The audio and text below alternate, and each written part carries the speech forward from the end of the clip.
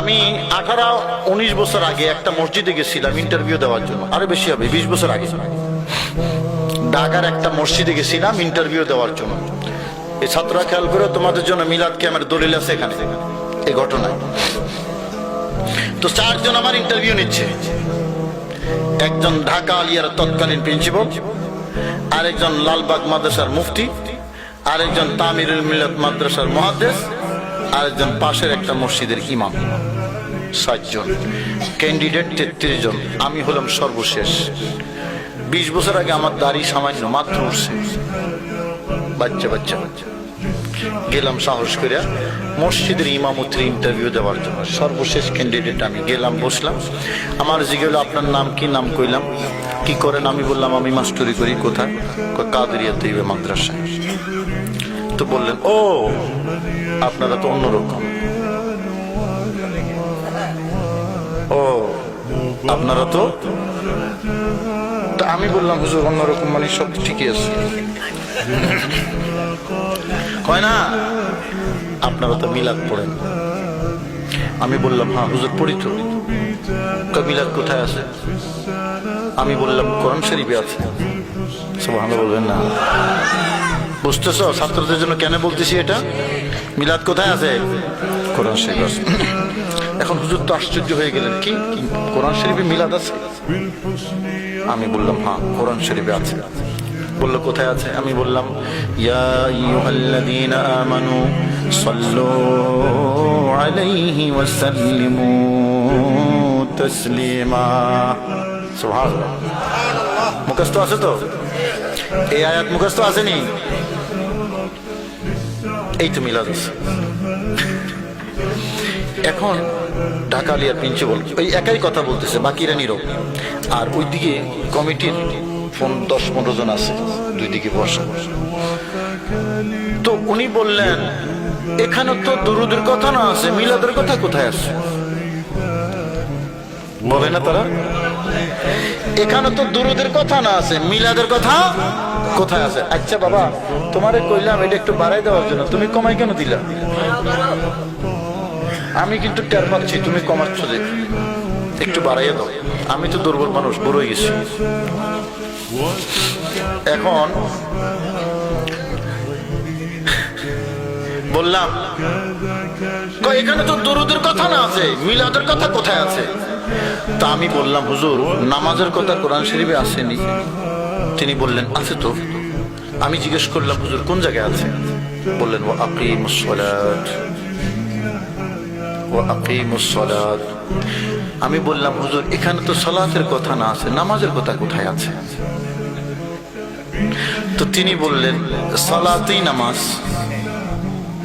সালাতই। আমি বললাম হুজুর দুরুদই মিলাদ। সুবহানাল্লাহ বলবেন না? জবাবটা সুন্দর হয়েছে না? সালাতই। আমি বললাম দুরুদই। এখন তো জবাব নেই। বললাম, তিনি বললেন আবার যে তা আপনারা তো দাঁড়াইয়া পড়েন, দাঁড়ানোর কথা কোথায় আছে? আমি বললাম হুজুর কোরআন শরীফে আছে। সুবহানাল্লাহ। কোথায় আছে? এই ছাত্ররা বলো কোথায় আছে? তো জিজ্ঞেস করলেন কোন জায়গায়? আমি বললাম ইয়া আইয়ুহাল্লাযীনা আমানু সাল্লু আলাইহি ওয়া সাল্লিমু তাসলিমা। সুবহানাল্লাহ। হুজুর এখানে আছে দাঁড়াইয়া পড়ার কথা। বললেন এখানে তো দরুদ শরীফ পড়ার কথা না আছে, দাঁড়াইয়া পড়ার কথা তো নাই। দাঁড়াইয়া পড়ার কথা নাই। সাধারণ মানুষ তো ঠিকই মনে করবে যে হ্যাঁ এখানে তো দাঁড়ানোর কথা নেই, এখানে তো দুরুদের কথা না আছে। জবাব শুনেন। আমি বললাম হুজুর তো কেমনে পড়বো? বসে পড়বো। আমি বললাম হুজুর এখানে তো দুরুদ পড়ার কথা না আছে, বসে পড়ার কথা তো নেই। কি কর ঠিক না ভাই? ঠিক। এখানে তো দুরুদ পড়ার কথা না আছে, বসে পড়ার কথা। আওয়াজ দেন, বসে পড়ার কথা নাই।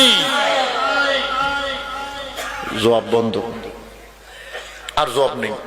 আমি বললাম হুজুর আয়াতের মধ্যে দাঁড়ানোর কথাও নাই, বসার কথাও নেই, আপনি বসার কথা কইলেন, আমি দাঁড়ানোর কথা বলেছি।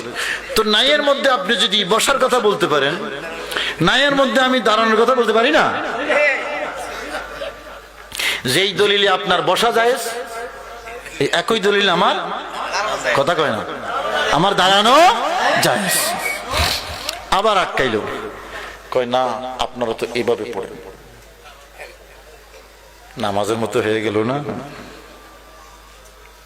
নামাজের মতো হয়ে গেল না, এটা তো একমাত্র আল্লাহ, নামাজ কার? তা আমি বললাম হুজুর তো বৈশা পড়লে কেমনে পড়বো, এভাবে তো, তুমি বসো তো, দেখেন তার দিকে দেখেন। আমি বললাম হুজুর আপনি তো বৈশা পড়ার পক্ষে, তো বসে যদি পড়ি এভাবেই তো পড়বো, এটা নামাজের মতো হইল না? কথা কন ঠিক না ভাই? ঠিক। বাস এই লাস্ট কোশ্চেন, লাস্ট আনসার, এরপরে সাইলেন্ট, ফুললি সাইলেন্ট। পাশে যে কমিটির লোকজন বসা আছে ওরা যে একটা হাসি দিল,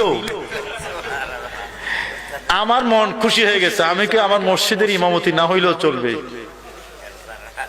মসজিদের ইমামতি আপাতত না হইলেও চলবে, আমি যে জবান বন্ধ করে যাইতে পারছি এটাই আমার শুকরিয়া। জোরে বলুন না সুবহানাল্লাহ।